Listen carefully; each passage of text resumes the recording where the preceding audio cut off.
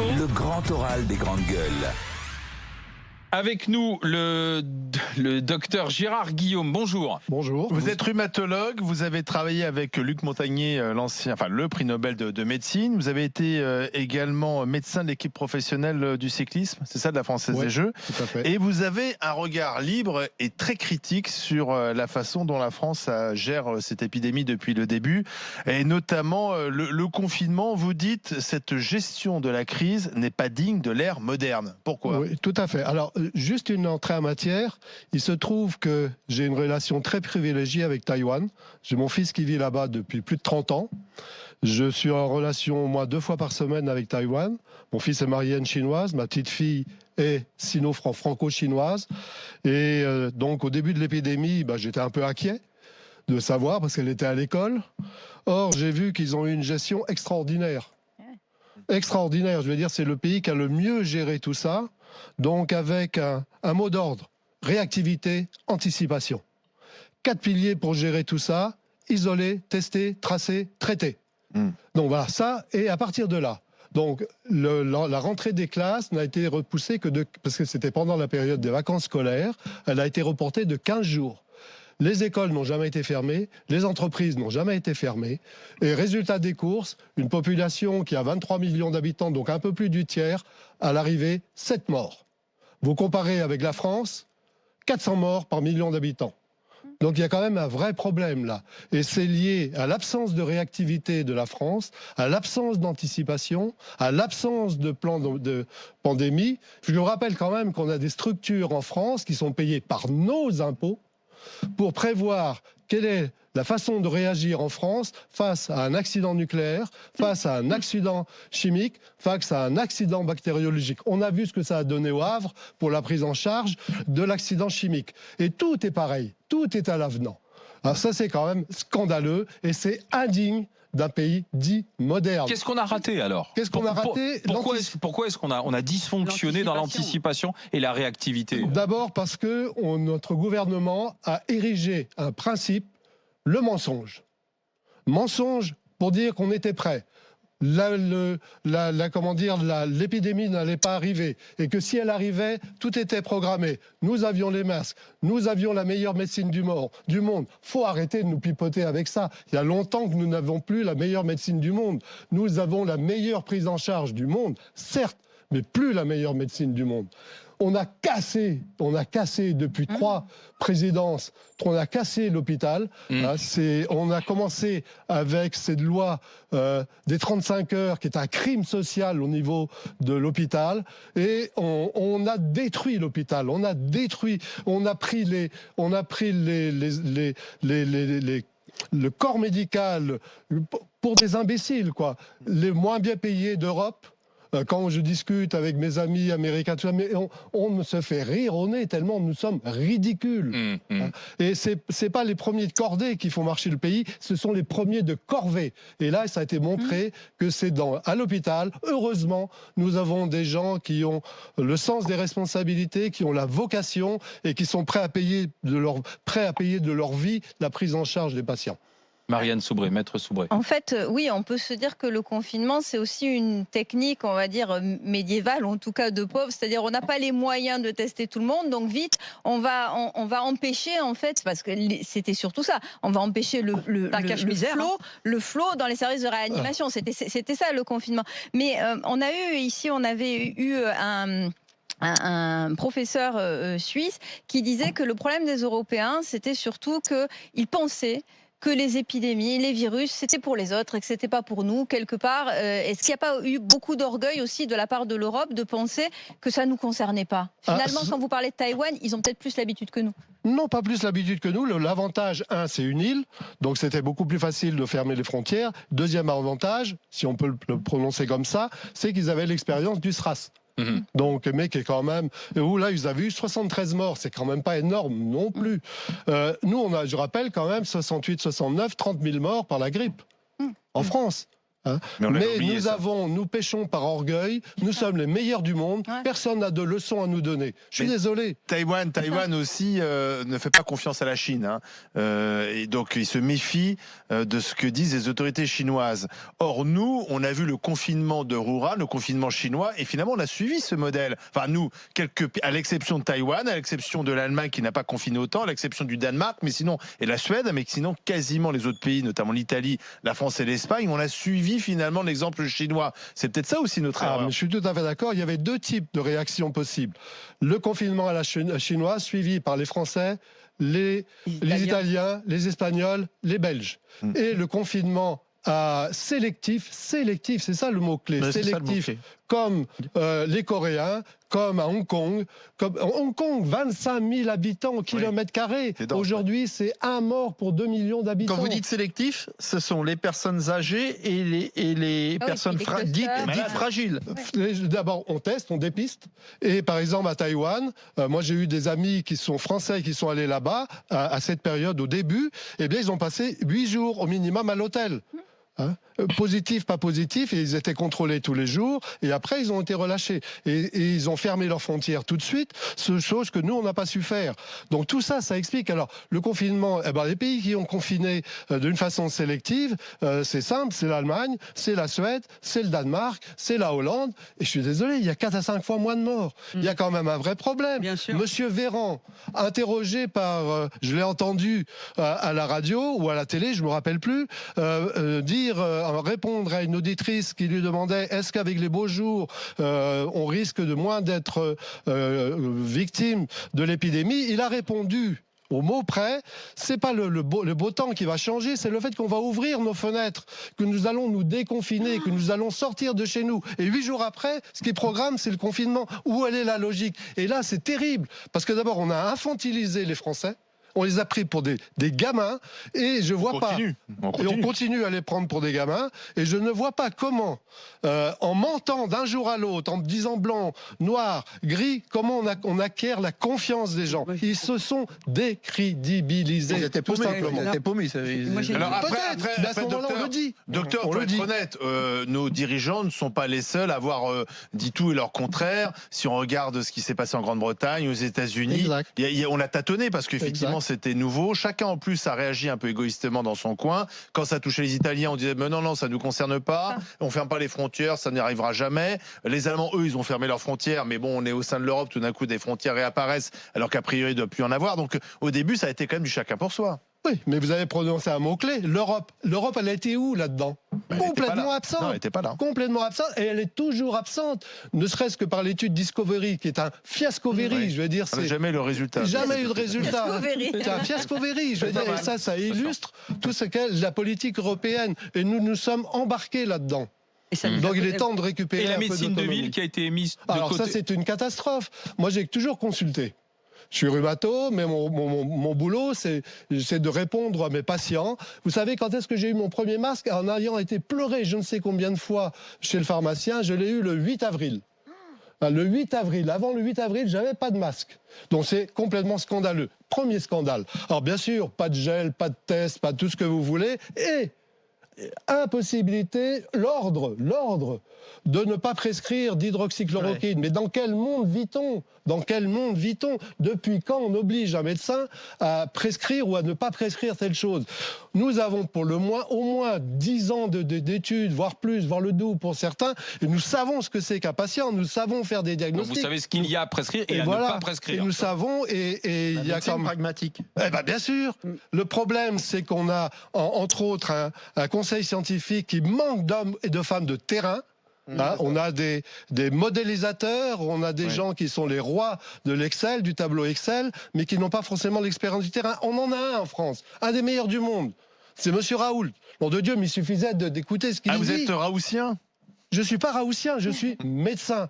Et la chloroquine, j'ai de l'hydroxychloroquine, j'en ai l'expérience depuis 40 ans. Sauf qu'il y a des effets pas du tout. Non, il n'y en a pas. Il n'y en a pas. Il n'y en a pas. Il n'y en a pas. Mais non. On a entendu un Toubib tout à l'heure qui nous a dit le contraire. Non, il n'y en a pas. D'abord, ce médicament... Il y a le centre de pharmacologie de Nice qui a fait une étude de pharmacovigilance. Alors, prenez l'exemple, je vais vous répondre par un exemple différent, un contre-exemple. Monsieur Perron, que je connais bien, pour lequel j'ai la plus grande estime, a donné l'exemple d'un médecin qui est venu le voir parce qu'il avait chopé le coronavirus et il le laisse ressortir en disant c'est pas grave, c'est pas méchant et tout.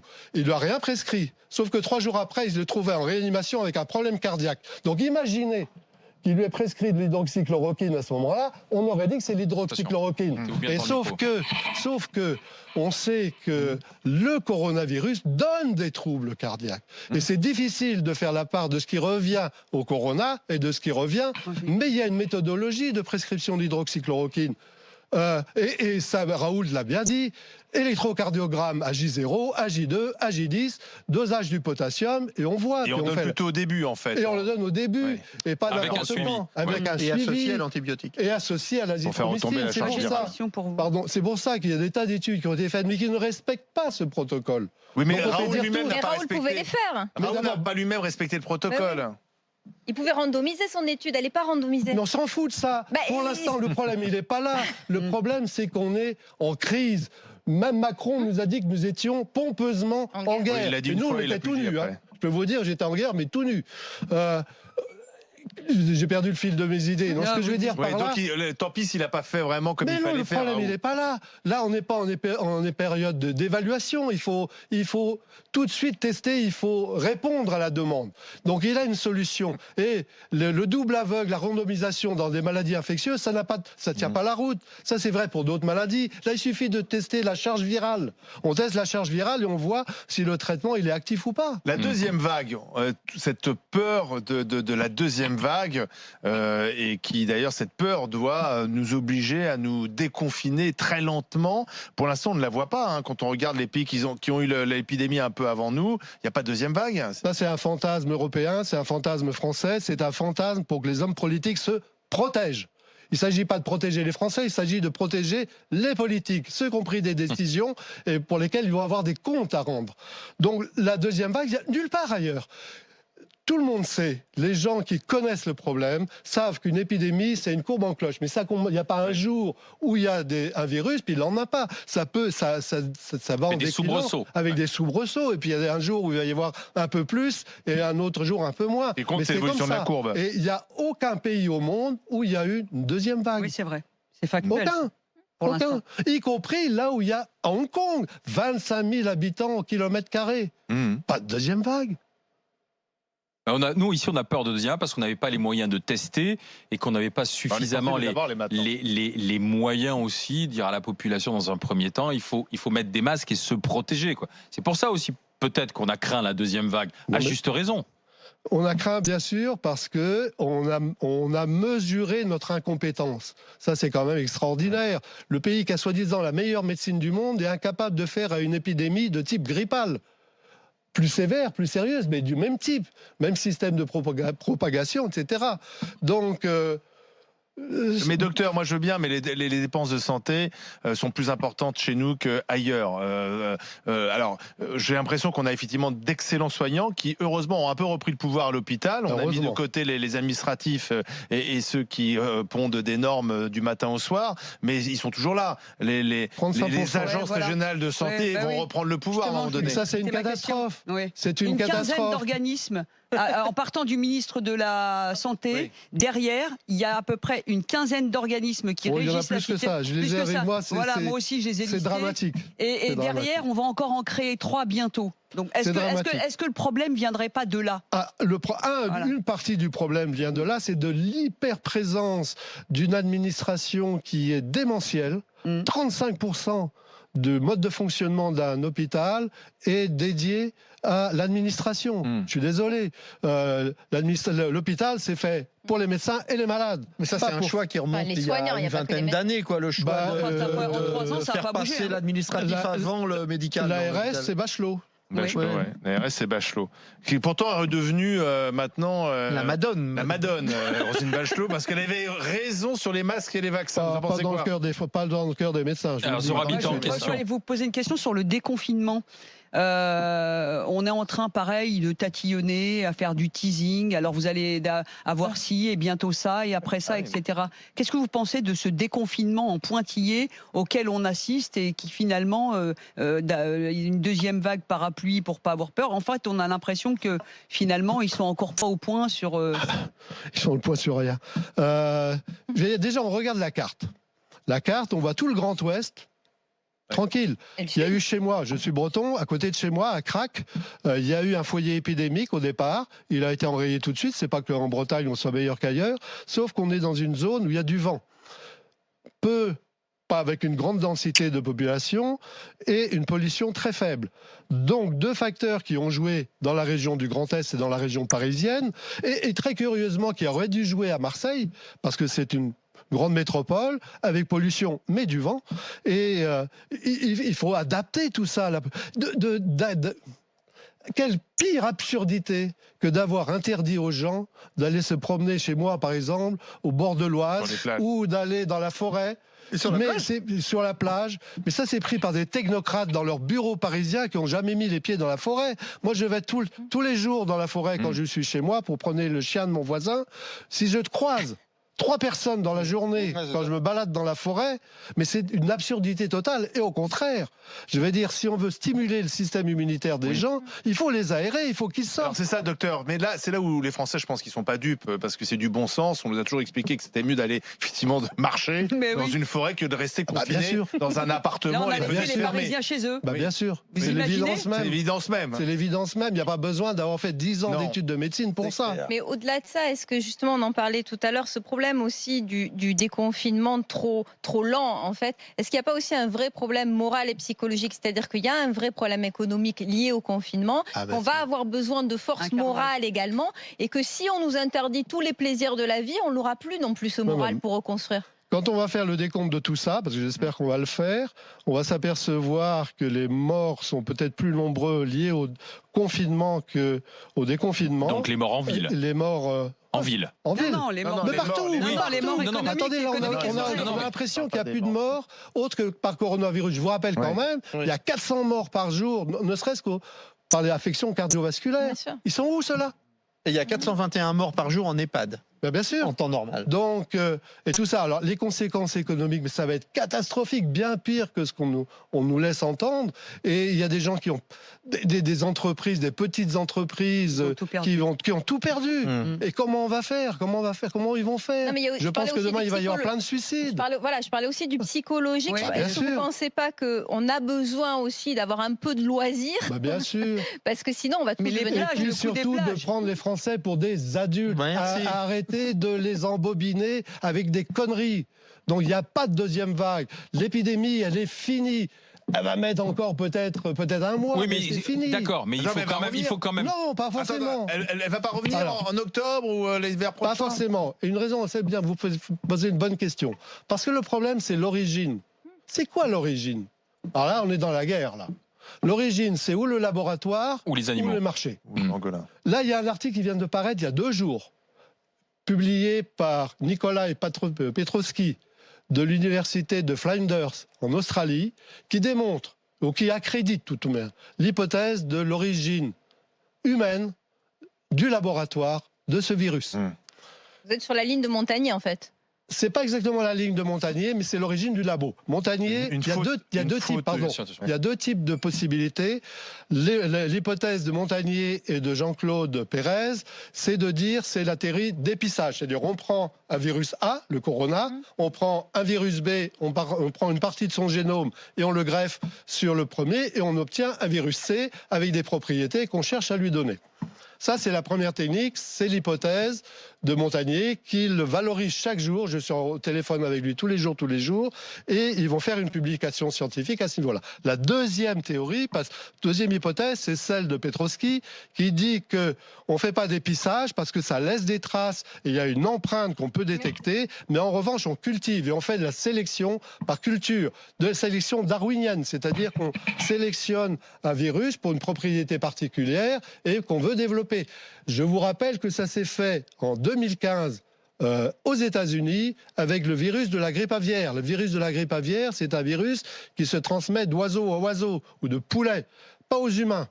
Donc ils ont travaillé sur la manière de faire en sorte que ce virus se transmette aux humains. Ça a généré une levée de bouclier de la part de scientifiques en disant que nous étions des apprentis sorciers et si jamais ça se retrouvait dehors, ça allait être la catastrophe. C'est exactement ce qui s'est passé.